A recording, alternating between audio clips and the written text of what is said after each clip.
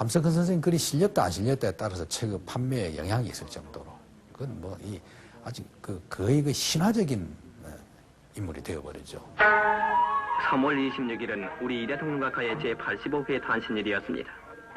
85번째 생신을 맞이하신 대통령각하께서는 사상계의 논조는 당시로서는 충격이었습니다. 정부 요인과 국군 장성 그리고 자유당 간부들로부터 만수무강을 축복하는 생신 할애를 받으셨습니다.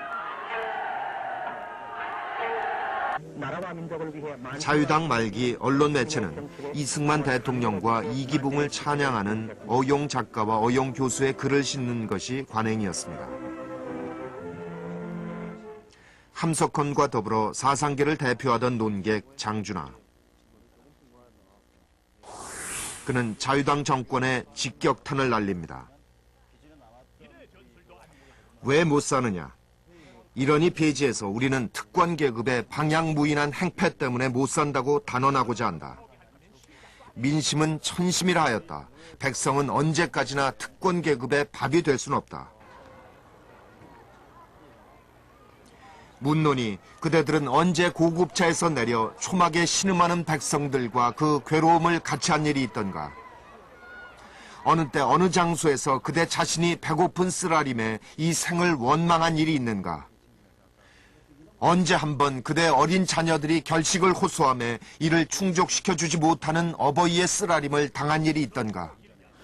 어떤 논설가, 어떤 문필인이 쓴 문장에 못지않는 굉장히 감동적이고 축약적인 문장, 심지어는 어떤 달은 탁 이렇게 백지로 내는 권도에서 나중에는 거의 50년대 후반에서 60년대 중반 이때 되면요, 거의 그거는 경문에 가까워집니다. 장준하 선생의 어투 자체가 경문에 가까워지고 그것은 58년 말 국회에서는 무술 경관들이 난입해 야당 의원들을 끌어내는 참극이 벌어졌습니다. 그리고 개약된 국가보안법이 통과됩니다.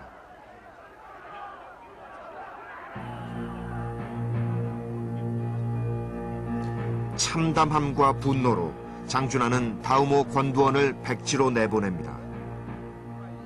이 백지 권두원은 100마디 말보다 더 큰 힘으로 국내외에 전파됐습니다.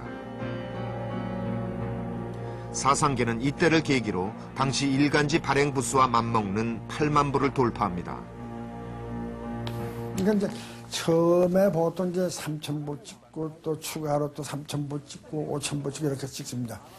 여러 번에 걸쳐서 찍지 한꺼번에 찍지는 않아요. 그러다가 그 이제 어느 정도 이제 부수가 많이 증가되니까 그 다음부터 그냥 10,000부씩 찍는 거예요. 10,000부씩 찍어내자면은 인쇄하는데도 상당히 힘들어요. 전부 동원들 해가지고 하고. 근데 책은 불티가 나죠. 그럼 이제 로상 이제 예를 들어서 그 맨들기 무섭게 시중에 나가면 즉시 팔리고. 그런데 사상계에도 위기가 찾아옵니다. 이승만 대통령을 찬양하는 한 교수의 논문을 실으라는 압력을 받은 것입니다. 대표적 야당지인 경향신문도 폐간될 만큼 당시 분위기는 서슬이펄했습니다. 사상계에 존폐가 갈리는 순간이었습니다.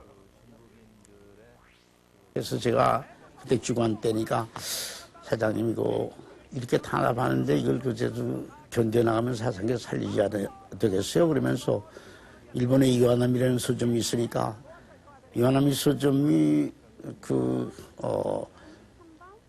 정치 색깔을 그때는 없애고 하면서 살아남으려고 노력했지 않느냐. 그러니까 우리도 이완함이처럼 정치 색깔을 다 없애고 어떻게든지 살아남읍시다. 그렇게 되니까 선생 그런 얘기를 왜 하느냐. 내가 나라 독립과 나라의 바른 길 위해서 이거 하는 것이지 이 언론을 위해서 내가 하는 건 아니다. 그때 한참 장상이 뭐라고 했느냐면요.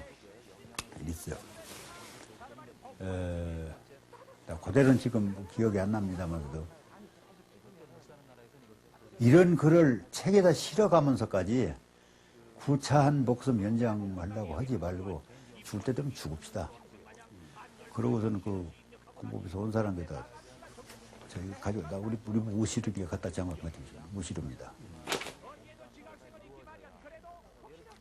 장준하는 자유당 정권의 마지막 회유에도 굴하지 않았습니다.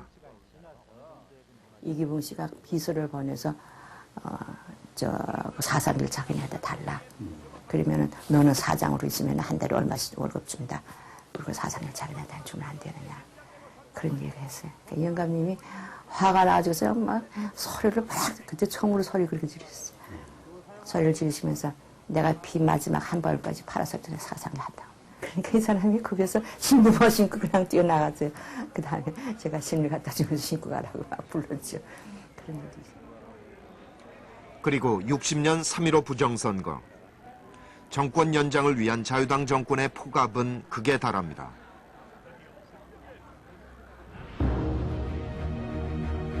장준하는 부정선거에 항의하다 희생된 학생들을 애도하며 사상계에서 민중혁명의 때가 왔음을 일깨웁니다.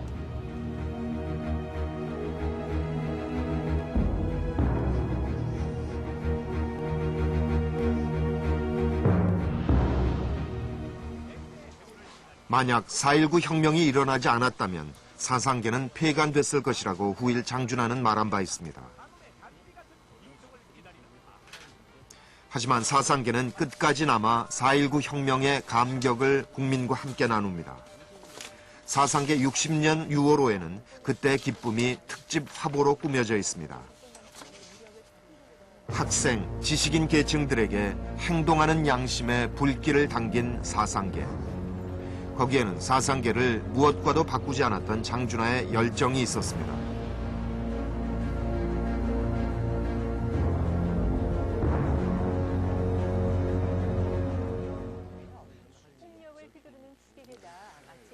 사상계에 대한 장준하의 애정이 어느 정도였는지를 짐작해야 하는 일화가 있습니다. 부산에 살고 있던 장준하의 부친이 서울로 아들을 찾아와서 이 사상계를 한 권 달라고 얘기했습니다. 아들이 내는 잡지니까 부모로서는 한 권 받고 싶었던 것이죠. 그런데 장준하의 대답이 아버님 안 됩니다. 읽고 싶으시면 서점에 가서 돈을 내고 사서 읽으십시오. 이렇게 대답했습니다. 이 말이 너무 섭섭했는지 아버지는 아들의 집에 가지 않고 여관에서 하룻밤을 지냈다고 합니다. 이렇게 장준하는 가족들이 보기에는 지나칠 정도로 공과 사를 구별하는 사람이었습니다. 지난해 12월 초 싱가포르에서 살다가 영국 귀국하는 한국인 부부가 있었습니다.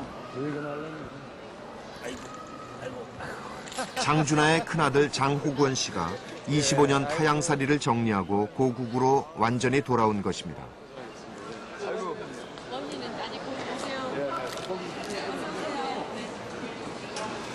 떠날 때와는 달리 장호권 씨의 귀국은 언론의 주목을 받았습니다.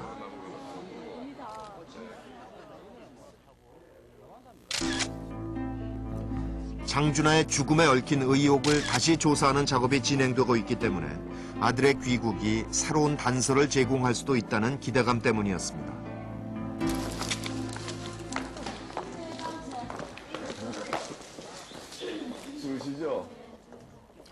하지만 장호권 씨와 그 가족이 그동안 어떻게 살아왔는지는 별로 알려져 있지 않습니다. 그동안 장준하의 부인 김희숙 씨는 혼자 지내왔습니다. 그래 이제 오랫동안 떨어졌다. 이제 가까이 있구나. 고맙다. 이제 진짜